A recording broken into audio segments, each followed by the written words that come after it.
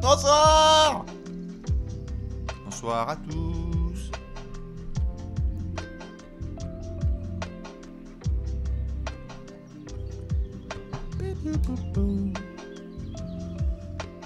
Je vous laisse vous installer tranquillou. Oh, on va parler de transfert.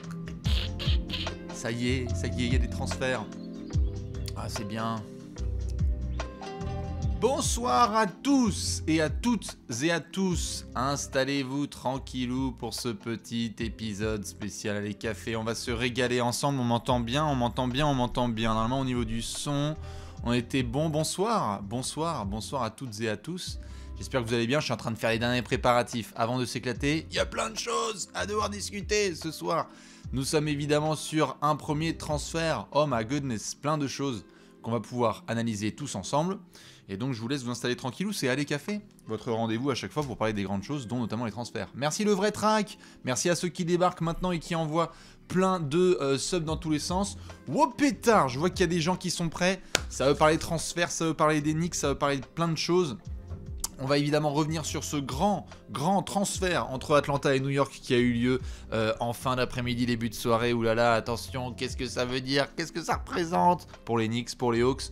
Que va nous réserver la suite de cette trade deadline? Merci Rush pour le petit sub. Je vois qu'il y a plein de gens, on va faire comme d'habitude, boire une petite lampée et puis après se concentrer gentiment sur le petit groupe de copains et copines qui sont là. Je rappelle que si vous êtes en replay, vous pouvez nous rejoindre par la suite. Merci Infinity Boba pour le petit sub.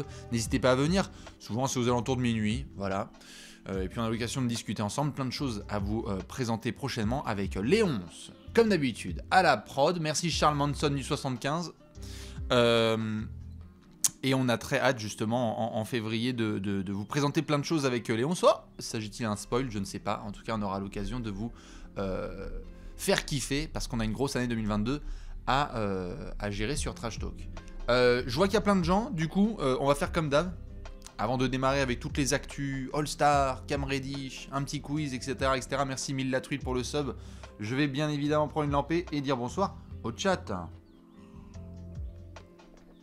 Qui je vois? J'ai vu évidemment les classiques Onlyax, Simon, Camiguiri, les Wolves de France, Valentine qui est là, bonsoir Enzo Brul, salut Gérard, Daniel est là, bonsoir Mentos, salut, il y a la team des Suns aussi, bonsoir King Soud, salut Onis, bonsoir Pawadis, voilà là il y a du monde, Sharp Shoot, J-Dimension, Duckworth, salut Christian et Scooby, magnifique, salut Antoine Colombie, ça veut dire que tu dois être certainement dans le Périgord, bonsoir à Philly Gang, à Constant et à Constance, Jordan Stark, bonsoir à Hope, Murphy Stream, bonsoir à Dodo75, salut Confit de Porc, en espérant que vous ayez bien mangé, salut Quentin Forget, Magiche Flou, bonsoir Shootogad, La Roche, salut Mehdi, salut Ryan, salut Wisluka, bonsoir Kobe, bonsoir évidemment à plein de gens qui nous rejoignent, Yuko Forge, Le Bruche, Area Codes évidemment, le vrai track, salut Roger Mila, salut le Doc Ferrari, bonsoir à Sigmund, à Dragon Kick, à Zal TV, Scoffdon, Jules du Barça, Iverson du 6-2-3, Césario, etc. Bonsoir, installez-vous tranquillou, je vois qu'il y en a qui viennent d'arriver. Oui, ça y est, vous le connaissez, le gif domino est tombé, les premiers dominos qui commencent à s'enchaîner. Alors il y a eu un trade qui a été annulé et il y a un trade qui a eu lieu. On va y revenir évidemment, c'est la grosse actu de ce jeudi soir. C'est bien évidemment, salut Bulls Frenchman, bonsoir à ceux qui débarquent, à Vira aussi, Nas Live, D-France et Gears Football, Belgian Celtic qui est là. C'est évidemment le transfert de Cam Reddish du côté de New York, on va revenir sur toutes ces infos. Installez-vous tranquillou, moi je propose de commencer direct avec cette grosse nouvelle. On va en faire l'analyse complète ensemble parce qu'il y a plein de choses à devoir décortiquer sur ce transfert du côté des Knicks, du côté des Hawks aussi et du côté de la concurrence. Ça commence très très fort.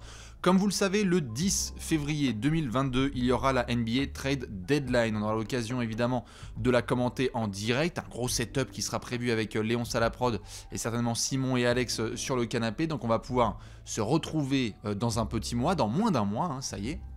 Donc le 10 février, il y aura la trade deadline et comme vous le savez, on aime bien voir des premiers transferts avoir lieu. On se demandait d'où ça allait venir. Est-ce que ça allait être les Pacers avec toutes les rumeurs sur Miles Turner et Caris LeVert? Eh bien non. Sous les coups de 17h26, Vosges bombe, balancé par donc le reporter Adrian Wojnarowski. Les Hawks vont donc transférer Cam Reddish aux New York Knicks dans un deal qui inclut un tour protégé un premier tour protégé de la draft 2022, donc la draft à venir, on va y revenir, et on a aussi du Solomon Hill et un second tour de draft qui est inclus dans les transferts et un petit Kevin Knox, vous voyez ici. Je l'ai fait ensuite en français, donc vous pouvez le retrouver sur Twitter, le compte Trash Talk de Twitter, le compte Twitter de Trash Talk pardon, et sur le site de Trash Talk. Les Knicks, merci Slow Move pour le petit sub. Les Knicks vont donc recevoir Monsieur Cam Reddish avec Solomon Hill qui est donc blessé normalement jusqu'à la fin de la saison et un second tour de la draft 2025 via Brooklyn. Pendant ce temps-là, les Hawks vont recevoir Monsieur Kevin Knox avec un premier tour de draft 2022. Merci Maxi Bouclette pour le super sub. Alors, évidemment tout de suite, réaction à chaud. What the fuck? Comment ça? Que se passe-t-il, hein? Mais les Hawks se font-ils enfumer? Oui. Est-ce que les Knicks se mettent bien? Oui. On va pouvoir réagir à chaud parce que je sais qu'il y en a plein qui ont envie de donner leur avis là-dessus. Du coup, prenons les éléments un par un. Je vous propose de commencer par nos amis les Knicks, où c'est évidemment la folie. Pourquoi? Pour cette image, évidemment. RJ Barrett qui se retrouve avec Cam Reddish, son pote de Duke. Suivez mon regard, qui était le troisième larron à jouer dans l'équipe de coach Tchouchevski il y a 3 ans, en université, avant le Covid, avant tout ça, et qui faisait la folie justement sur les réseaux sociaux. Et voilà, il y en a qui l'ont en 4 lettres. Toutes les rumeurs sont autorisées sur Zion Williamson aux Knicks dans les prochains mois. Alors là, il suffira de suivre la route. On a un Zion qui n'a pas rejoué avec les Pélicans cette saison, après une très très belle saison sophomore. Merci Monsieur Pad pour le petit sub. On a bien évidemment des gens qui se demandent est-ce que la suite sera à New Orleans pour Zion Williamson. Ce qui est sûr et certain, c'est que RJ Barrett et Cam Reddish, ils se sont kiffés. Ils ont joué ensemble à Duke. Ils avaient fait une belle année universitaire. Merci MMD pardon, pour le petit sub. Ça n'avait pas été aussi bien qu'espéré, c'est-à-dire avec un titre national, puisque Duke avait dû chuter dans le tournoi de la folie du mois de mars, comme on dit en français. Bonsoir à ceux qui nous rejoignent, on est en train d'analyser tout de suite le transfert de Cam Reddish. Du coup, c'est la première bonne nouvelle, c'est que 2 garçons, 2 copains vont se retrouver à New York. Mais au-delà de cette amitié, au-delà évidemment des capacités de ces 2 hommes à bien s'entendre, on parle donc de Cam Reddish. C'est la pièce principale de ce transfert, c'est pas Kevin Knox, c'est pas Solomon Hill, c'est Cam Reddish. Cam Reddish, il est donc arrivé, je le rappelle, merci Mekolito pour le petit sub. Cam Reddish, il est arrivé il y a... Combien? Je me le remets sous les yeux. Il est arrivé il y a 2 ans, un peu plus de 2 ans en NBA, puisqu'il faisait partie de la draft 2019. Je rappelle que Monsieur Cam Reddish fait partie de ce transfert. Regardez-le, je vous le mets ici, 10e pick de la draft 2019. Il fait partie du transfert Luka Doncic versus Trae Young. C'était Trae Young plus le pick 10 de la draft 2019. Contre Luka Doncic donc à Dallas et Trae Young et Cam Reddish du côté d'Atlanta. On a suivi les débuts de la carrière de Cam Reddish et on s'est dit le talent il est incroyable parce qu'on l'avait déjà vu à Duke. Je vous invite d'ailleurs à regarder une vidéo qui est devenue virale sur Bally's Life notamment et qui voit Anthony Edwards et d'autres joueurs, Tyrese Maxey notamment, beaucoup plus jeunes. Merci Kikiridou de la Nouche. Moi aussi je t'aime fort. On avait vu les débuts de Cam Reddish, notamment au niveau lycéen, phénomène. Tracy McGrady, Paul George, on ne sait pas vraiment. Ce qui était sûr, c'est que le talent était indéniable. Anthony Edwards qui dit le joueur que j'ai eu le plus de mal à défendre et à guard sur les lignes extérieures dans mon jeune parcours, c'était Cam Reddish. Tyrese Maxey qui disait pareil, c'est une dinguerie. Et donc la hype était énorme avec Cam Reddish. Malheureusement, c'est passé. Ce qui s'est passé par la suite, on l'a vu, c'est que dès la saison rookie, difficulté, notamment, on le voit, c'était une des punchlines de NBA Cam Reddish parce qu'au shoot, ça n'allait pas du tout, qu'il y avait des espoirs de création, mais que ça n'y était vraiment pas. Et puis, comment ne pas parler de la saison 2019-2020 qui est arrêtée. Quand même, on parle d'un joueur qui est arrivé, qui fait partie de ce groupe de jeunes qui sont arrivés en NBA et pour qui tout de suite ça a été une galère parce que Covid. Donc la première saison de Cam Reddish en NBA, elle est stoppée à partir du mois de mars. Je vous cache pas que les Hawks n'étaient pas dans la bulle d'Orlando. On était plus en train de se la toucher en se demandant ce qui allait se passer avec Lloyd Pierce. Saison 2, ensuite, on l'a vu un petit peu progresser. Ça a eu du mal au début parce que notamment les pourcentages de shoot n'étaient pas là. Toujours 26% à 3 points, mais cette capacité certains soirs à prendre feu. Et donc, on s'est dit en année 2, qu'est-ce qui se passe avec Cam Reddish ? Il faut vraiment que ça explose. Des blessures, des absences, ça s'est culminé avec ce fameux match Game 6 de finale de conférence face aux Bucks. Les Hawks qui étaient en finale de conférence, je sais que ça peut paraître bizarre comme phrase, les Hawks qui étaient en finale de conférence il y a quelques mois, et donc Cam Reddish qui revient, qui prend feu contre Chris Middleton. Et on se dit, bon bah, Atlanta, finale de conférence, Trae Young, Clint Capella, John Collins, DeAndre Hunter, Cam Reddish, ça va être formidable la saison prochaine. Et vient évidemment cette troisième saison, où on a vu Cam Reddish augmenter ses pourcentages à 3 points, vous voyez, il a 38% à 3 points, mais avoir aussi de vraies régressions défensives et pas l'explosion attendue. Certains soirs, Cam Reddish, T-Mac, Paul George, KD, ce que vous voulez. Et je préfère prévenir les fans de New York, il va y avoir des sessions ultra kiffantes. Parce que c'est très très dur d'avoir un garçon comme Cam Reddish qui prend feu et qu'une défense puisse l'arrêter. Lorsqu'il est dans la zone, le Madison Square Garden va exploser. Maintenant la question c'est la régularité. C'est-à-dire qu'il va y avoir 2-3 soirs où les gens vont dire « Putain, Cam Reddish, c'est incroyable, c'est une dinguerie ».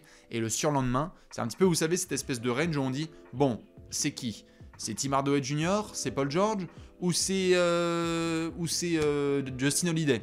C'est un petit peu ça. Donc, il y a des capacités défensives, il y a des grosses capacités offensives. Le but, c'est de savoir est-ce qu'il va pouvoir être bon. Dans tous les cas, ce qui est sûr, c'est que les Knicks, dans ce deal que je vous remets ici sous les yeux, ils sont vainqueurs. Et c'est ça la bonne opération qui est réalisée par Leon Rose à la tête des Knicks, qui essaye d'ailleurs de faire sa petite tambouille avec les jeunes de Duke, parce que on le sait, après il va falloir draguer Zion Williamson en fin de contrat rookie. Ce qui est sûr, c'est que les Knicks avaient envie de profondeur sur les ailes. Les Knicks avaient un petit peu de marge, mais ils ne voulaient pas non plus chambouler tout l'effectif. On rappelle quand même que New York a fait beaucoup de transferts et de mouvements cet été. Il y avait Kemba Walker qui est arrivé, il y avait Evan Fournier qui est arrivé, il y avait eu certes des joueurs prolongés, mais un début de saison qui reste difficile. Beaucoup de punchline en ce moment sur Julius Randle qui s'embrouille un petit peu avec le public. Du coup, c'est un vrai beau move, je vois que certains le mentionnent tout à fait sur le chat, c'est un vrai beau move de la part de Leon Rose et du management des Knicks, puisque tu lâches que Kevin Knox, qui en fait est un projet décédé depuis longtemps du côté de New York, et le premier tour de draft 2022, qui ne t'appartient pas vraiment, puisque c'est un pick qui a été protégé top 18, c'est un pick qui avait été récupéré lors de la dernière draft, je crois que c'est une histoire avec Kai Jones notamment, en tous les cas c'était des petits jeux de domino utilisés par Leon Rose. Résultat, lorsqu'on se penche, je vous la mets sous les yeux, sur la Death Chart. Oh non, RIP. Eh merde. Je vous laisse faire F5. Merci Johnny Cadillac. Vous me dites quand c'est bon? Tout va bien? Je vérifie juste si ça marche encore. Ça va encore faire du montage à mon cher Léon, c'est ça. Ah là là. C'est encore des bêtises. On est bon? C'est ok? Cool. Pouce bleu.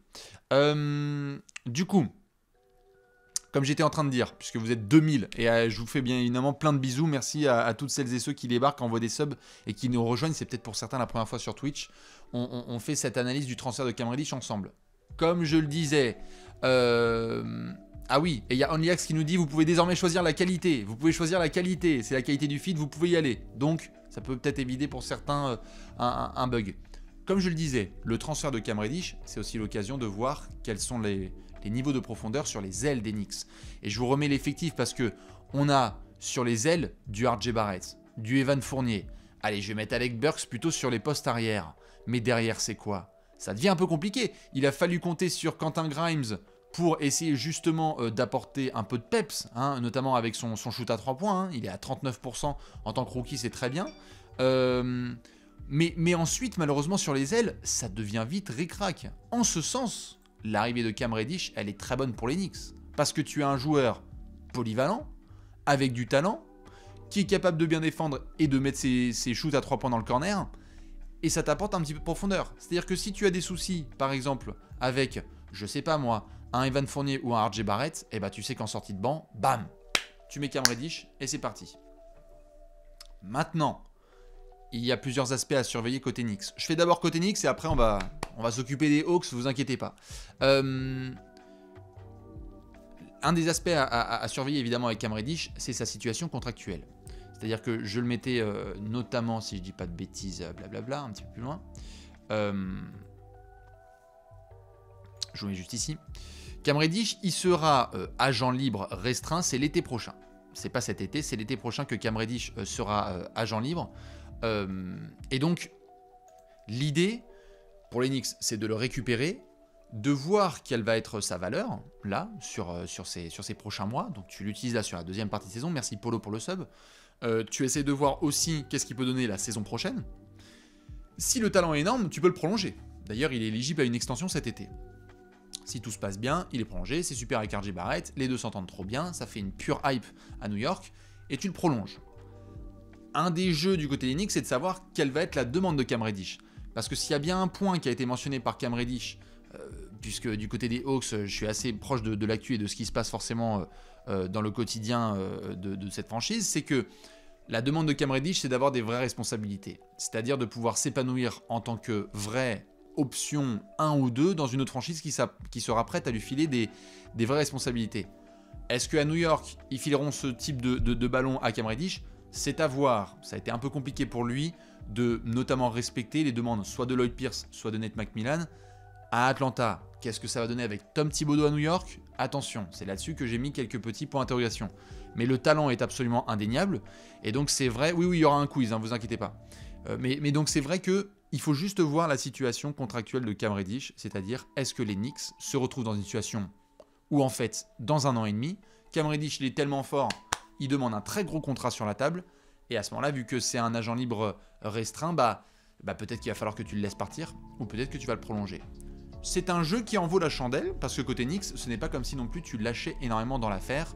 On rappelle que c'est donc Monsieur Kevin Knox qui part avec un premier tour. Je vous remets évidemment le détail du transfert sur la table.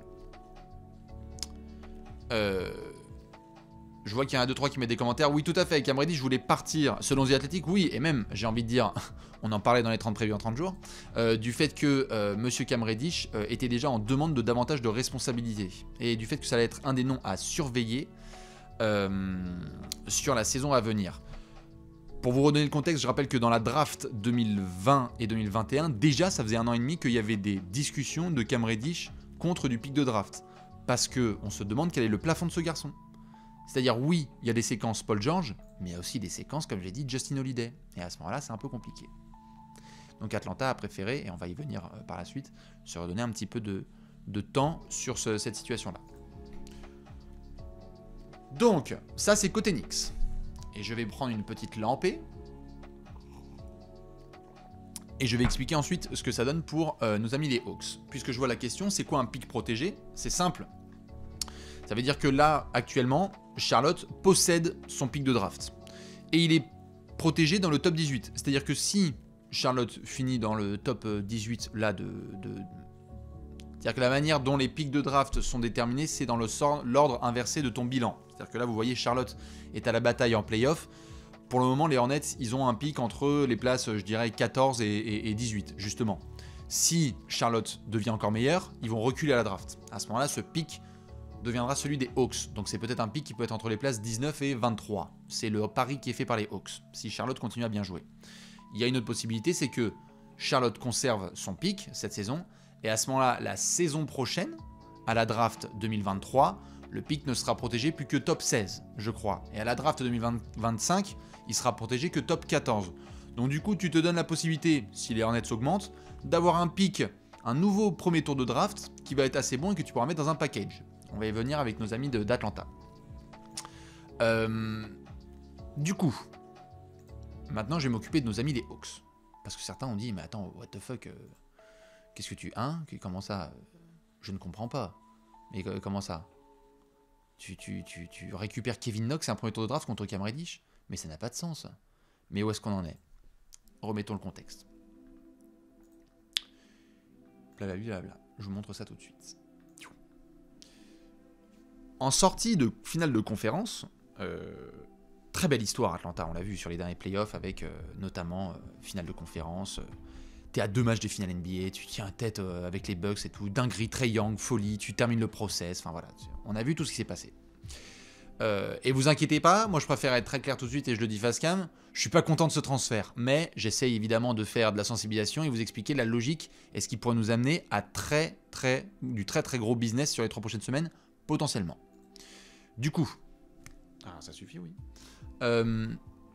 à la fin de cette aventure, du côté des Hawks, je vous montre ça parce que c'est la grille de salaire d'Atlanta, il y a eu une déclaration qui a été faite par Tony Ressler, qui est un des propriétaires d'Atlanta. Et c'est ce qui fait qu'on avait parlé dans les 30 prévus en 30 jours. C'est tout simple. Il disait, ce qui est formidable avec ce genre d'équipe jeune, c'est qu'on peut profiter à fond de leur talent parce que le système de la NBA fait que quand tu es sous contrat rookie, voilà, aujourd'hui, Trae Young, il est payé 8 millions la saison. Et DeAndre Hunter, c'est 7. Et Cam Reddish, c'est 4. Mais il y a un moment où tous ces garçons, ils arrivent à table et ils font « Je peux avoir une prolongation ?» C'est ce qui s'est passé avec John Collins. Et donc c'est pour ça que on a eu quelques prolongations bien sucrées offertes par le management d'Atlanta. Ils ont dépensé plus de 300 millions de dollars, si je ne dis pas de bêtises, en prévision, hein, en termes de prolongation de contrat. Trae Young, contrat max. John Collins, 125 millions. Clint Capella, qui prend un petit rab aussi. Kevin Huerter, que vous pouvez voir, a pris lui aussi son tarot. Et donc du coup, le management d'Atlanta a dit « Ok, voyons voir qui on va conserver dans tout ce bousin. On ne pourra pas garder tout le monde. » C'est la phrase qui a été prononcée par Tony Ressler en août et en septembre. On ne pourra pas conserver tout le monde. Il faut donc faire des choix. Face à ces choix, quand est-ce que tu transfères les garçons? Et donc, par rapport à l'été à venir, on sait que les Hawks vont aussi devoir prolonger un garçon. C'est DeAndre Hunter. DeAndre Hunter fait partie du 5 majeur des Hawks, vient de faire son retour, est très bon des deux côtés du terrain. Il est blessé, souvent, donc c'est vrai que ça peut représenter une incertitude, mais Atlanta a envie de le prolonger. Et donc du coup, Cam Reddish, qu'est-ce qui s'est passé du côté d'Atlanta? Ça fait 1 an qu'il y a des équipes qui appellent. Et je vois que certains sont très étonnés de la valeur de Cam Reddish, mais certains l'ont très bien souligné, notamment sur les réseaux sociaux. Atlanta a obtenu ce package-là aujourd'hui parce que c'est littéralement ce que Atlanta peut avoir pour Cam Reddish depuis 1 an. C'est pas comme si on était dans une situation à la Andre Drummond qu'on a vu il y a 2 ans aux Pistons, où ils l'ont envoyé à Cleveland contre 2 secondes tours de draft. Ce qui se passe, c'est que Cam Reddish, depuis 1 an, les gens se disent « Ouais, il y a du potentiel, mais bon, s'il va falloir le prolonger à la free agency et que le mec il nous fait un soir Justin Holiday, un soir Paul George, c'est un peu chaud. On peut peut-être vous donner un premier tour de draft ?» Voilà ce qui peut se passer. Souvenez-vous qu'Evan Fournier, l'année dernière, lors de la trade deadline, il est échangé contre 2 secondes tours de draft. Chaque dossier est différent, mais c'est pour vous donner un petit peu une perspective de ce que ça représente. Du coup, lorsqu'on regarde les Hawks, il y a des garçons à devoir prolonger. Tu vas devoir prolonger DeAndre Hunter. Tu sais que les promesses qui sont en train d'être faites par Onyeka Okongwu peuvent te permettre de le prolonger. Tu as conservé Kevin Huerter. Ça fait beaucoup de dépenses qui sont déjà garanties. Regardez, lorsqu'on se rapproche là gentiment des prochaines saisons, il y a du 150 millions, du 120, ça fait du monde. Je rappelle d'ailleurs que cette année, elle n'est pas garantie et que lui, Daniel Gallinari, c'est le prochain à devoir parler. Donc du coup, qu'est-ce qui se passe? Il y a quelques jours, Travis Schlenk, général manager d'Atlanta, se pointe sur une radio locale de Géorgie et dit « Il marche le micro? Ouais, ok. Je pense que c'était peut-être une erreur d'avoir ramené tout le monde dans cet effectif cette saison. » Bam, une bombe. Normalement, un GM qui dit ça, au mieux, c'est une bombe parce que ça leak en tant que, genre par exemple, c'est peut-être un propos qui ressort d'une conversation entre membres du staff. Mais alors sur une radio publique, bonsoir à tous ceux qui nous rejoignent, hein, on est en train de parler du trade de Cam Reddish. Mais sur une radio publique, c'était très tendu. Qu'est-ce qui s'est passé? Nous, on s'est vu dans Allez Café. Je pense que certains peuvent le confirmer, et je vous laisserai le mettre dans le chat. Est-ce qu'il y en a qui étaient là la semaine dernière ou il y a 10 jours, et on parlait du fait que là, il n'y avait quasiment pas de scénario dans lequel Cam Reddish et Danilo Gallinari n'allaient pas être transférés. Je pense que certains l'ont vu, on avait discuté ensemble, sinon vous pouvez voir le replay sur YouTube. Et donc le fait est que on voulait savoir si les Hawks allaient mener ça jusqu'au 10 février, jour de la trade deadline, ou si ça allait être quelque chose qui allait être rapidement réglé. Atlanta a perdu contre Miami, qui n'a ni Jimmy Butler ni Bam Adebayo, et ça fait donc 9 défaites de suite pour ces foutus Hawks qui n'ont pas gagné à domicile depuis Thanksgiving. Donc il y a un moment, il va falloir faire des changements. Et c'est pour ça qu'on a quelques modifications qui sont faites dans l'effectif et qu'on pourrait avoir ensuite d'autres mouvements. C'est le message le plus important qui semble fuiter du management d'Atlanta depuis quelques jours, quelques heures, et qui est à confirmer. C'est que Cam Reddish, c'est le début d'un domino. Et ce qui a été rapporté par Jake Fisher de Bleacher Report il y a quelques heures, vous pouvez aller voir sur le site de Bleacher Report et notamment chez Jake Fisher qui en a parlé en longueur, c'est qu'à l'heure actuelle, apparemment, selon plusieurs general managers qui sont en train de le faire circuler gentiment, il n'y a que 2 joueurs qui sont intouchables à Atlanta, c'est Trae Young et Clint Capella. Le reste, allô, on s'appelle. Allô, John Collins, Il est pas content parce qu'il a envie d'avoir plus de... Salut mon Léonce! Il y a Léonce qui est dans le chat, vous savez quoi faire! Mon Léonce, je suis en train de parler des Knicks qui vont faire mon transfert. Et c'est pas mal avec Leon Rose depuis quelques mois. Comme je le disais, il y a eu des joueurs mécontents. John Collins, je vois qu'il y a plein de MVP dans le chat, vous êtes des amours. Il y a John Collins qui a été bien évidemment mentionné récemment en disant qu'il n'est pas content parce qu'il a envie d'avoir plus de responsabilités offensives. Il y a Danilo Gallinari qui est incapable de défendre sur un plot de circulation sur une route de campagne et du coup il est lui aussi transférable. Bogdan Bogdanovic, transférable parce que lorsqu'il est là et qu'il shoot bien c'est parfait, mais lorsqu'il est blessé, attention. Delon Wright, il n'y a qu'une année de contrat, toi aussi tu peux y aller. Tout le monde est accessible. Lou Williams est en bord de retraite. Ce que je veux dire par là, c'est que il y a DeAndre Hunter quand même qui lui aussi, à mon avis, est bien dans les discussions. Mais sinon, c'est Trae Young, Clint Capella. Les deux, ça fonctionne très bien. Capella, s'il revient de sa blessure, c'est le pivot qu'on a vu l'année dernière qui est un vrai point d'ancrage défensif. Et malheureusement, vu qu'il a mal au tendon d'Achille cette saison, c'est difficile. Donc du coup, côté Atlanta, on se demande si là, on ne va pas monter en température dans une optique. Et c'est ce que je mettais notamment sur ton réseau social préféré il y a quelques heures, blablabla, je vais essayer de vous retrouver ça. Et ça, on en a parlé dans une série que vous devez probablement connaître, qui s'appelle les 30 previews en 30 jours. Voilà. C'est que depuis un an, janvier 2021, interview hyper scred de Travis Schlenk, je crois que c'était après un match contre Minnesota, et il dit, nous de toute façon c'est simple, on est en train d'accumuler des pièces pour faire en sorte d'être disponible s'il y a une superstar qui se présente sur le marché. Et donc on a vu les rounds de playoff et on a vu ce qui s'est passé avec des gens qui disent « Oh putain, les mecs ils ont Reddish, Sharif Cooper, Onyeka Okongwu, Jalen Johnson, DeAndre Hunter, blablabla. » Et donc il faut ajouter une vraie star aux côtés de Trae Young. C'est une priorité pour Atlanta. Maintenant, ça ne se fait pas en 2 semaines, ça ne se fait pas en un mois, ça peut peut-être prendre 6 mois. Et je préfère d'ailleurs prévenir là-dessus, parce que je sais qu'il y a des fans des Hawks qui vont péter un câble, c'est que tu peux tout à fait dépasser la trade deadline là et ne pas avoir fait de major transfert. C'est-à-dire juste Danilo Gallinari et Cam Reddish, comme on l'a mentionné plus d'une fois sur cette chaîne, mais tu peux aussi te retrouver à la draft 2022. Et à la draft 2022, tu sais quel est le niveau du pick des Hornets, puisqu'on a dit qu'il était top 18 protégé. C'est-à-dire que là, c'est difficile de savoir le pick des Hornets s'il va être justement à Atlanta ou à Charlotte. Si Charlotte, ils sont top 18, bah, ils conservent leur pick. Si par contre, ils sont super forts et que c'est un pick 19, 20, 21, ça va dans la poche d'Atlanta. Ce qui veut dire qu'Atlanta aurait son pick et un deuxième pick de premier tour de draft. Vous me suivez? Si vous commencez à avoir des pièces comme ça que vous pouvez mettre sur la trade machine de la soirée de la draft, ça peut représenter une possibilité. Et donc, on en vient à toutes ces rumeurs que vous avez vues avec du Ben Simmons et d'autres garçons. Pour résumer, on va donc avoir des garçons comme Danilo Gallinari qui devraient bouger dans les prochaines semaines ou même les prochains jours, et on pourrait avoir d'autres garçons qui pourraient partir. Mon avis personnel, parce que jusque-là, je fais surtout de la présentation pour que tout le monde puisse évidemment repartir avec la plupart des informations importantes. Maintenant, une petite lampée et mon avis perso.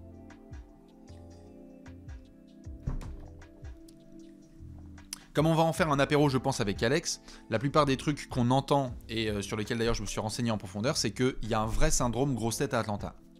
Des trucs qui sont ressortis d'ailleurs du camp d'entraînement que je commence à découvrir sur une ambiance qu'il y a eu dans le groupe et qui n'est pas forcément celle qu'on pensait voir pendant les playoffs. On y reviendra. Du coup, ce qui se passe, c'est que ce groupe n'est peut-être pas forcément aussi serré et avec des gens qui savent mettre avant tout leurs efforts pour l'équipe, comme on avait pu le voir pendant les playoffs. C'est-à-dire que tu as profité de certaines choses, notamment de l'instabilité des Sixers, du fait que les Knicks n'étaient pas assez bien construits, etc. Ça n'enlève en rien le parcours de playoff, mais un petit peu de attentes, parce que les Hawks n'étaient pas attendus en finale de conférence, et maintenant qu'il y a toutes ces attentes, on les retrouve pas bons comme quelque part ils étaient attendus précédemment. La priorité, c'est de mettre une star aux côtés de Trae Young. C'est indéniable, et je pense que Travis Schlenk va essayer de faire le travail pour mettre ça. Les pistes, elles sont pas non plus hyper nombreuses. On parle de Ben Simmons. Ben Simmons et Trae Young, le fit, peut-être, peut-être pas. Moi, je pense que ça peut être bien, mais je suis pas ultra enthousiaste, notamment parce que un 5 majeur où il y a Ben Simmons et Clint Capella dans le même 5 majeur, je pense que c'est à peu près le spacing d'une boîte à chaussures, hein, on va pas se mentir. À voir ce qui se passera avec Capella cet été.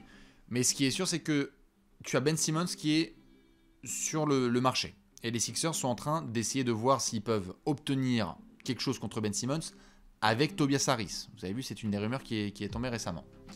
Ensuite, tu as Jaylen Brown, mais ce n'est pas pour tout de suite. On en a parlé, absolument aucune intention de la part de Boston de casser le groupe Jaylen Brown, Jason Tatum. J'en ai parlé ici, on en reparlera sur la chaîne ou sur YouTube.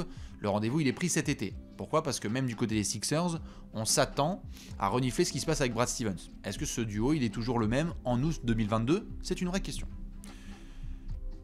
Jaylen Brown, comme je disais, Ben Simmons. Une troisième option, c'est Brandon Ingram, qui est en train de cartonner du côté de New Orleans. À voir comment ça se passe avec New Orleans. Lui, en tout cas, pour le moment, David Griffin, il n'a pas envie de transférer Brandon Ingram. Et Brandon Ingram n'a rien demandé. Donc, ce sont des cibles.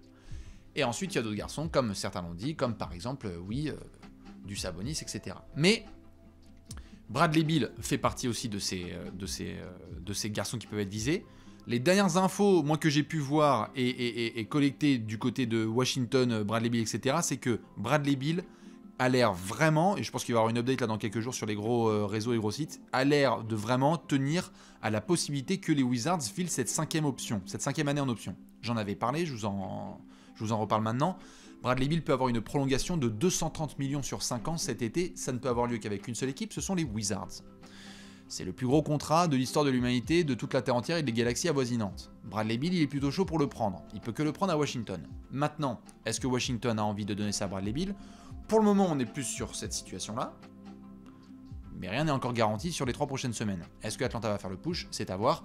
Moi, je ne suis pas spécialement confiant. Si ça ne tenait qu'à moi, je pense que Atlanta va essayer de transférer Danilo Gallinari, d'avoir quelques garçons pour aider cet effectif, et que ensuite, ça se retrouvera cet été à la draft pour faire un très gros trade qui permet à Triangle d'avoir une vraie star. Et donc potentiellement se séparer de John Collins et d'autres garçons comme ça, parce que John Collins, il a une bonne cote. Mais donc voilà. Oui, je sais, j'ai été un peu long sur les Hawks, mais en même temps, c'est l'analyse du transfert. J'ai essayé de faire un temps imparti quand même sur les Knicks et sur les Hawks. Mais en tous les cas, quand je vous remets ce trade justement sous les yeux, après je vais demander votre avis, eh bien, on peut quand même être assez optimiste pour les Knicks parce que Cam Reddish a ce potentiel à devoir développer et on verra justement s'il pourra confirmer. Voilà. Je vois que certains demandent, en effet, me disent qu'il a demandé le trade. Oui, Cam Reddish, ça faisait des semaines qu'il demandait à avoir des petites opportunités ailleurs. Du coup, je pense que je vais prendre un petit peu vos avis à droite à gauche. Ce que vous retenez surtout de ce trade, c'est quoi ? Parce que je pense qu'il y en a beaucoup qui voient le trade et se disent « Putain, Atlanta s'est fait enfler ». Et moi, je trouve qu'en l'état, c'est le cas, mais il faut voir ce que Cam Reddish va donner à New York. S'il explose, comme son potentiel le permet, major win sur le trade des Knicks. S'il explose pas et que Atlanta récupère un premier pick de draft dans le cadre d'un plus gros transfert, là on en reparlera. Pour l'instant c'est clairement un braquage, je suis d'accord Glaffy. Pas un mot de Solomon Hill, vous pouvez aller voir son compte Twitter, c'est très drôle. Non, Solomon Hill surtout, j'ai pas envie d'en parler parce que mais il est blessé, c'est très dur, il s'est blessé jusqu'à la fin de la saison, donc je crois pas qu'il va pouvoir rejouer. Et puis je pense que d'ailleurs les Knicks vont le couper, ça devrait tomber dans les prochaines heures. Est-ce que Kevin Knox aura des minutes à Atlanta ? C'est possible. Mais bon, il va falloir que ce soit des minutes de basketball. On sait que pareil, Kevin Knox, dans le sens, il est capable de montrer des trucs très très bien, des trucs très mauvais, donc faut voir. Mais je pense qu'il aura du temps de jeu et qu'il pourra peut-être se régaler. Mais bon, Kevin Knox, Jalen Johnson, qu'est-ce que tu as envie de faire ? Développer le jeune ou donner des responsabilités à Kevin Knox ? Je rappelle que Kevin Knox, pareil, cet été, il y aura des négociations contractuelles. Je pense pas qu'il fait partie des plans à l'avenir de nos amis les Hawks. Est-ce que les Hawks ont tiré un trait sur cette saison ? Non. Est-ce que c'est John Collins qu'il faut jeter ? À voir. Mais ce qui est sûr, c'est est-ce que vous pensez que Ben Simmons va finir aux Hawks ? Moi, j'avoue que, putain... Là, en l'état, j'arrive pas à voir la structure. Putain. Ben Simmons à Atlanta ? Oh la vache. Non, hein.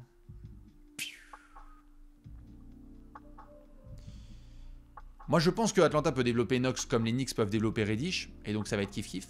Mais... C'est compliqué de voir une traction là Ben Simmons à Atlanta, hein, je dois vous avouer. C'est pas forcément le truc auquel je m'attendais le plus. Non, il y en a qui disent voilà, on veut garder John Collins. Je suis d'accord. Je pense que d'ailleurs, pour le moment, Travis Schlenk va garder ses mains sur John Collins et qu'il va y avoir des discussions en interne. Hein. Nate McMillan, DeAndre Hunter. Je veux dire, j'allais en balancer un tweet. Là, ça fait 1 mois et demi qu'il n'y a pas eu le 5 majeur qui a joué ensemble, donc on va voir aussi. Hein. Ce qui est sûr et certain, c'est qu'Atlanta va être très actif et que je peux vous balancer, si vous voulez, parce que vous savez, j'aime bien faire des fournées de tweets, donc je pense que je vais les faire non pas cette nuit, plutôt demain. Mais je peux vous balancer quand même 2-3 petites choses que j'ai pu noter. Oh, que se passe-t-il sur ce téléphone avec ce logo formidable qui seront balancées prochainement et dont on fera un gros aller café, je le referai en détail. Mais ce que je peux notamment vous dire, si vous voulez, avant qu'on fasse le quiz, c'est que Portland est en train d'accélérer vraiment ses efforts sur Robert Covington. Avant même Youssouf Nourkic, c'est sur Robert Covington que c'est en train de s'accélérer. Que de manière assez étonnante, et il faudra que j'en parle avec les poteaux des Suns, apparemment ça s'active très très fort côté Phoenix au téléphone sur ces derniers jours. On avait parlé de rumeurs sur du Tadeusz Young, mais aussi vraiment sur les postes extérieurs, il faudra voir ce que ça donne. Il y a Dennis Schroeder qui a été mentionné côté Cavs, Mavs et même Knicks. Je rappelle qu'il a 5 millions la saison, qu'il sera libre cet été et que les Celtics pourraient avoir notamment certaines contreparties contre Monsieur Dennis Schroeder, donc ce sera à surveiller. Et sinon voilà, le reste, j'y reviendrai, notamment sur les Grizzlies et leurs perspectives pour cet été. Utah qui veut toujours un ailier et un garçon. Où je vais pas foutre le bordel là sur le chat, mais je vais peut-être...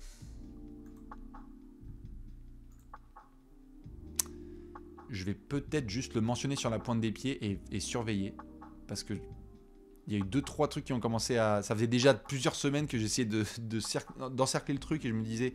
Est-ce que c'est un dossier vraiment à surveiller sur les prochaines semaines? Ne pas oublier Shai Gilgeous-Alexander en potentiel target des Sixers. Voilà. Je sais que les fans de OKC vont péter un plomb. Mais si ça ressort sur les réseaux dans les prochaines semaines, à voir. Voilà. S'il y a des packages de malades, voilà. Regardez. Il y en a quoi? What the fuck?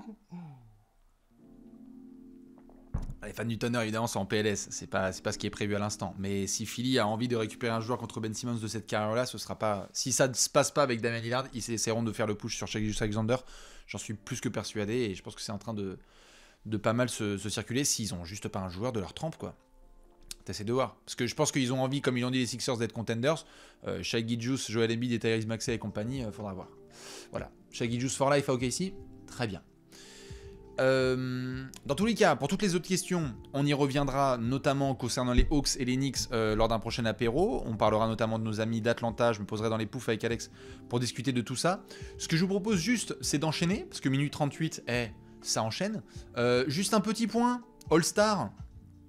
Cocorico, les copains, je sais pas si vous avez vu, il y a eu quand même un retour sur les votes. Voilà, c'est pour faire une petite transition. Après, on fera un quiz et je répondrai à certaines de vos questions. On a eu une nouvelle update. Elle est tombée ce jeudi soir à 19 h. Donc, on a en effet des votes de All-Star qui commencent à bien s'accumuler. Je rappelle que vous pouvez toujours voter en ce moment et faire un vote x2, hein, je crois. Bah, après, il est minuit là, donc c'est arrêté.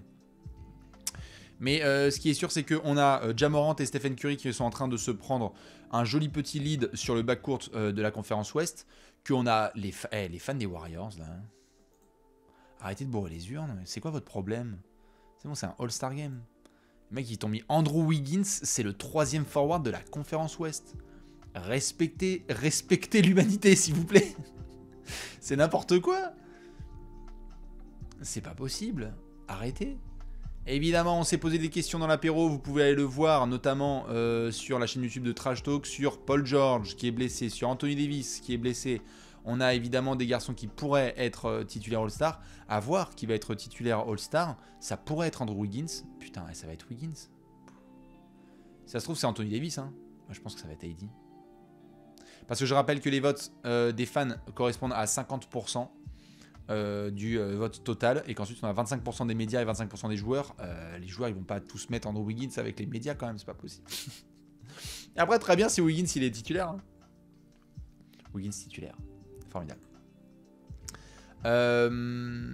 Et du côté de la conférence Est, bon bah là regardez l'écart sur le front de courte, c'est KD, Giannis et Embiid tous les jours de l'année. Avant-hier et demain, bien évidemment, il a la destinée suivante. Et après, chez les guards, on a vraiment DeMar DeRozan qui sera titulaire. À voir qui va l'accompagner, Trae Young, Zach LaVine ou James Harden. La bataille, elle est serrée. Trae Young est en train de faire le push pour être titulaire, bien évidemment.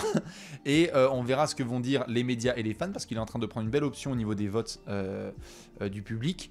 Et ensuite, on verra si Zach LaVine aura peut-être des très très bonnes notes de la part des médias et des joueurs qui respectent bien le boulot de Zach, ou bien James Harden, qui a peut-être rattrapé tout ça. Ça va être formidable. Je rappelle que le 23 janvier, je regarde la date, juste excusez-moi, n'importe quoi, le 20 janvier, jeudi prochain. Je crois que jeudi prochain, on a les titulaires. Voilà. Je crois que c'est ça. Et le 27, on a les remplaçants. Je vous confirme ça sur les réseaux sociaux. Ce qui est sûr, c'est que je vais vous proposer un petit quiz. Si ça vous dit. On va pouvoir se faire un petit quiz ensemble. C'était une émission spéciale Cam Reddish à New York, hein, quand même. On va faire un quiz. J'ai un quiz, vous n'êtes pas prêts. Il est très très drôle. Mais alors attention, il est très très drôle. C'est un quiz à mourir de rire. Je vais vous mettre ça tout de suite dans le chat. Vous allez pouvoir ouvrir ce lien que je vous mets tout de suite. Et voici l'intitulé de ce magnifique quiz. Est-ce que nous pouvons ensemble nommer les joueurs depuis 1997 qui dans une saison ont mis minimum 500 tirs sans mettre une seule fois un dunk? Incapable de dunker, mais j'ai mis 500 shoots. Alors là, bonjour les snipers, bonjour les scoreurs, et donc il faut être très très fort pour marquer sans toucher l'arceau. Qui a déjà mis ça? Qui a déjà mis 500 tirs dans une saison? 500 tirs dans une saison, je vous rappelle qu'il y a 80 matchs dans une saison, donc 500 matchs, ça fait que tu mets 4 à 5 tirs par match, sans dunker. Mais t'as pas tapé un dunk de la saison. T'as pas un dunk. Voilà. Donc, on va jouer à ça. Je vous mets bien évidemment le lien maintenant dans le chat. La règle, elle reste la même. Si vous voulez participer et vous marrer ou vous faire spoiler, eh bien, vous laissez le son. Si vous ne préférez pas, eh bien, vous pouvez bien évidemment couper le son. Je crois qu'il dure 8 minutes, c'est ça? On a une quarantaine de noms. Je vais vous mettre ça tout de suite. On a 8 minutes pour mettre 43 noms. Donc là, vous voyez un exemple. Ça a joué à Seattle et ça a mis 747 tirs. C'est depuis la saison 96-97. Donc on va voir, hein, on va pouvoir en discuter.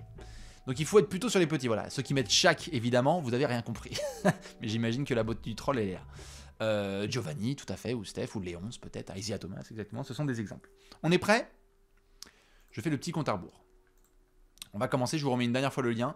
On va faire ça dans 10 secondes, dans 9 secondes, 8, 7, 6, 5, 4, 3, 2, 1, allez, c'est parti. Qui a fait ça à Seattle? C'est papa? Oui, monsieur Gary Payton. Regardez-moi cette merveille. À Charlotte. C'est Kemba? Oui, Kemba Walker. Oh, ça va aller vite cette affaire. Donc il faut pas du tout prendre de dunker, hein. On est plutôt chez les petits. Boston, 682. Rondo? Non. Isaiah Thomas? Oui, monsieur Isaiah. Isaiah Thomas. Très belle saison 2016-2017. Top 5 du classement MVP. Golden State. Vous me voyez venir? Oh my goodness! Mais vous voyez comme quoi que Steph, il y a des saisons où il met souvent un petit dunk. Hein. Et donc à partir du moment où tu mets un dunk, bah t'es hors de compétition. San Antonio, 639 tirs. Ah bah c'est Tony ça, non? Parquet? Ouais. Oh, regardez toutes les saisons de Tony. Toutes les saisons de Tony avec minimum 500 tirs rentrés sans mettre le moindre tomard. Pourtant, il a déjà tapé du tomard hein, en début de carrière. Minnesota, 620. C'est qui ça? Marbury? Rubio? Kevin Love?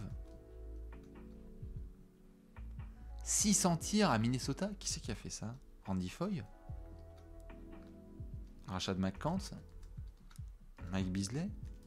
Wallis Zerbiag? S-Z-Z-E... non, attendez. S-Z-C-Z-E-R-B-I-A-K. Merde. Putain. Sprewell? Cassell? Oui, monsieur Sam Cassell. Ça, c'est beau, ça. Sam Cassell. Mais oui, les belles saisons de Sam Cassell avec les Wolves lorsque KG est MVP en 2004. Tout à fait. Sacramento. Oh là là, Sacramento. Kevin Martin? Bah. Stojakovic? Mike Bibby? Oui, Mike Bibby. Pas le moindre Tomar. C'est vrai que Stojakovic, ça pouvait monter à l'arceau quand même. Houston. Là, je peux pas mettre Arden quand même. Ah, on est d'accord. Yao Ming. Le con. Pardon. Coutinho Mobley. Steve Francis. Aaron Brooks. Allez, Miami. Miami de l'époque. Mario Chalmers. Miami, Tim Hardaway. Ouais, c'est Tim Hardaway Senior. Le papa de Tim Hardaway Junior. Toronto. Lowry. Non. Toronto. Alvin Williams. C'était Mo Williams. Toronto. Calderon. Toronto. Marc Gasol. Qu'est-ce que c'est que ça? Bon, on va y revenir sur Toronto. On a Atlanta à 546. Oh pétard, ça je sens que je vais faire du caca. Joe Johnson. N'importe quoi. Ah, c'est pas, attends, Toronto, c'est pas, bah si, c'est con. Parce que c'est le début de... Bah oui, Damon Stoudemire. C'est le début du quiz 96-97. Atlanta. Ice Ray the gang. Phoenix. Steve Nash. Oui. Allez, il en reste 6 en 4 minutes 40. Je sens que ça va être vite balayé cette affaire. Il y en a qui ont peut-être d'ailleurs réussi. Miami 534. Eddie Jones. Raphaël Alston. Jimmy Butler. Dragic. Oui. C'est Goran. C'est Goran le Goron. Phoenix 529. Putain. Bledsoe. Non, c'est pas possible. Gerald Green. Ah non, il est con, Gerald Green. Phoenix, dans ces années-là, Boris. Pat Burke. J'ai déjà mis Dragic. Robin Lopez. Leandro Barbosa. Ah oui, Barbosa. 2006-2007. Allez, il en reste 4 petits. Les Charlotte Hornets.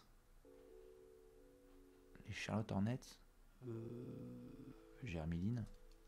Ils ont confondu avec CP3. Non, Chris Paul, c'est pas bon. Les Charlotte Hornets. Muggsy Bogues. BJ Armstrong. Del Curry. Larry Johnson. Anthony Mason. Les Charlotte Hornets. Terry Rozier. LaMelo Ball. Stephen Jackson. Alors là, j'y suis pas, les copains. Attention, ça va te choke. Atlanta, allez, il faut continuer. Abdur-Rahim, n'importe quoi. Alors Ford, il a déjà dunké. Kyle Korver, il a dû faire des bêtises. Voilà. Denver, Dallas. Oh, pétard. Nowitzki. Non. Barea. Non. Josh Howard. Non. Devin Harris. Non plus. Michael Finlay. Non. Ah, c'était un gros tomareur. Oh là là. Denver, Dallas. Qui c'est qui a fait un trade comme ça? Denver, Dallas. Billups. Ah non.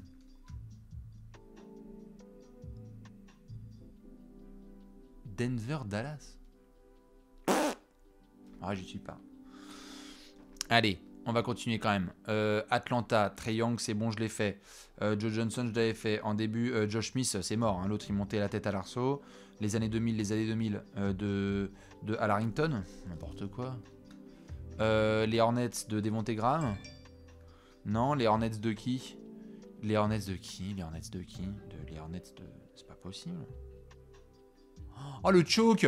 Oh non, ça va choke! 1 minute 50. Minnesota, putain, Minnesota, c'est Rubio, c'est Wiggins, c'est D'Angelo Russell. Oh putain. Gugliotta, n'importe quoi. Ricky Davis. Non, je me fais caca dessus. Oh non. C'est pas possible. Mais... Charlotte Hornets. Baron Davis. David Wesley. Oh putain, c'est David Wesley. C'est bon, allez. Allez, il faut finir. 70 secondes. Putain, les meneurs d'Atlanta. Mike Bibby. Tony Delk. Kirk Heinrich. Jeff Teague. Dennis Schroeder. Oh putain, ça passe. Allez, Denver, Dallas. Putain, meneur de Denver-Dallas. Chauncey Billups. Voshon Leonard. Denver-Dallas. Denver-Dallas. Barea, j'ai mis. Des mecs qui sautent pas. Carlisle, n'importe quoi. Dans les années d'avant. d'Empire, Haywood, Van Exel. Oh putain, ça passe pour Nick. Allez, il reste 35 secondes. Minnesota. Je sens le rage quit qui arrive fort. Putain. Minnesota.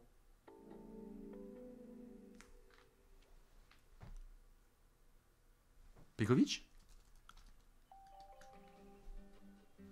Mais... C'est pas possible. C'est pas possible! Mais je vais mourir! Au secours! Non! C'est...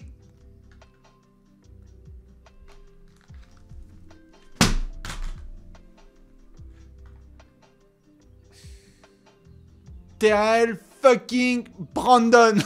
Putain! Merde! Terrell Brandon!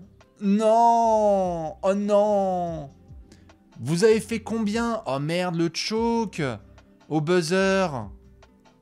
Oh non! Oh mais merde!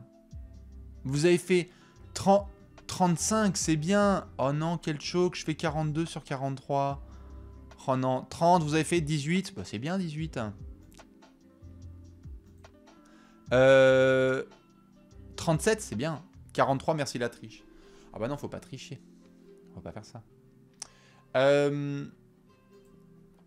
Bon voilà, c'était le petit quiz du soir. Je rappelle juste le lien, je vous le remets. Hein. Ceux qui veulent s'éclater, hop, je vous remets dans le chat. Ceux qui veulent se le faire là juste avant le début des matchs. Ce qui est sûr et certain, c'est que nous ensuite, on va devoir enchaîner.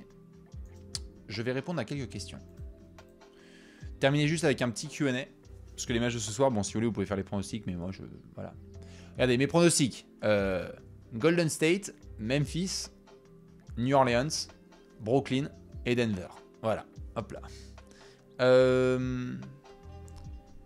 Est-ce que vous allez faire la liste avec tous les joueurs dispo sur le marché de la trade deadline? C'est vachement utile d'avoir la liste complète. Oui, on va faire ça, le registre. Je vais te faire un gros tableau sur le site de Trash Talk, comme ça tu seras content. On va faire ça, ouais. Qui a Dallas avant la trade deadline? Je sais pas, mais il faut surveiller Dorian Finney-Smith et Willie Cauley-Stein. Comment vas-tu? Ça va bien. Pour être parfaitement honnête, j'ai envie de dormir. Alors je sais que je vais me faire les matchs là après, mais il y a moyen que je me repose un peu. Donc voilà, pour être parfaitement franc. Mais c'était important de faire le débrief de Reddish, etc.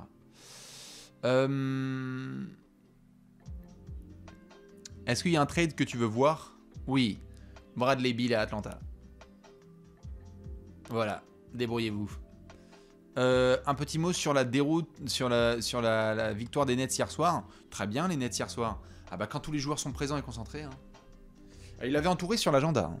Les Bulls s'étaient ramenés à Brooklyn, avaient gagné, avaient parlé. Ils se sont ramenés à Chicago, ils ont fait hey, ok, la maison c'est chez nous. Ok, Chicago c'est chez nous. Quand Brooklyn joue comme ça, c'est l'équipe dont on parlait en début de saison. C'est favori pour le titre. Il faut que ce soit tous les soirs. Malheureusement, la Kyrie, t'es en déplacement, tu joues. T'es pas là, t'es pas là. John Collins à Dallas, oui, c'est vrai que ça a été mentionné. Dallas, c'est sur 2-3 trucs. Pour faire jouer Porzingis en 4.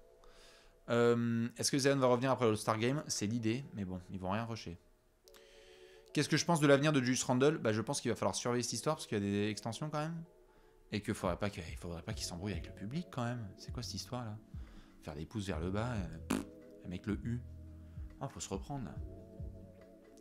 Il va rien se passer cette année, mais je vais me vérifier cet été quand même. Y a pas... Oh. J'en pense quoi de Nate McMillan en tant que coach des Hawks? Bah, j'en pense que c'est pas mal, mais c'est pas non plus la folie. Voilà. Il faut faire avec. Se prononce pas.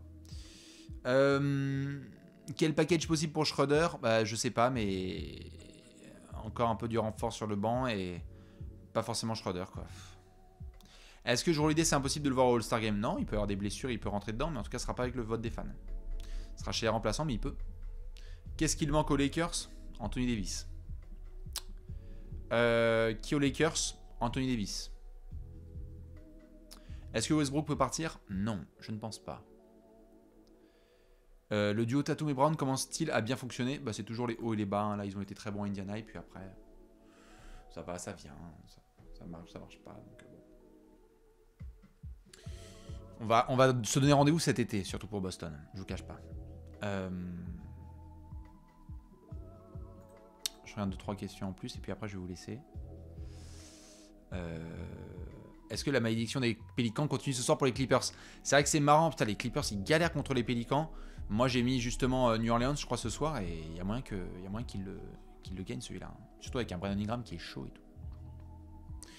Et enfin, pour finir, parce qu'après, je vais devoir vous laisser, quel pourcentage de possibilités pour voir Zion à New York? 70%, mais pas d'ici 5 ans. Il va falloir être patient. Parce que je pense que s'il y a un gros contrat, il le prendra, mais peut-être que New York va faire un trade avec les Pélicans pour récupérer Zion. Et à ce moment-là, attention la hype, hein. Avec les 3 garçons, ça pourrait être dingo. Ce qui est sûr et certain, c'est que je vais vous faire des bisous et vous souhaiter une bonne soirée. Moi, je vais regarder juste le début des matchs là, et puis après, on va bosser parce qu'on a un gros week-end à venir sur Trash Talk. Je vous retrouverai évidemment s'il y a d'autres trades dans Aller Café. Si vous êtes sur YouTube en train de voir ce replay, je vous souhaite un excellent vendredi. Vous le savez, it's Friday day et ça, c'est Sunday what? Merci comme d'hab à tous les copains et copines qui ont envoyé des subs. Merci à Léonce à la prod. Désolé mon Léonce, tu sais qu'il va falloir coller 2 morceaux. Là, je suis désolé. Mais malheureusement, ça m'a mis un rip tout à l'heure en plein milieu du truc. Mais je sais que t'es le GOAT, donc GOAT plus MVP, donc forcément, normalement, ça va être bien fait. Merci évidemment à Simon d'avoir été là. OnlyAx, comme d'hab, de gérer comme un fou. Area Codes, à tous les anciens et anciennes qui passent. Vous êtes bien évidemment les amours de la vie. On se retrouve bientôt pour d'autres apéros avec Alex, lundi, avec évidemment un top 10 all-time, plein de choses à venir. Je vous embrasse fort, très bonne nuit de NBA, reposez-vous bien. Moi, c'est ce que je vais faire tout de suite. C'est rare de l'entendre, mais vous l'entendez. Des bisous, à très vite sur Twitch.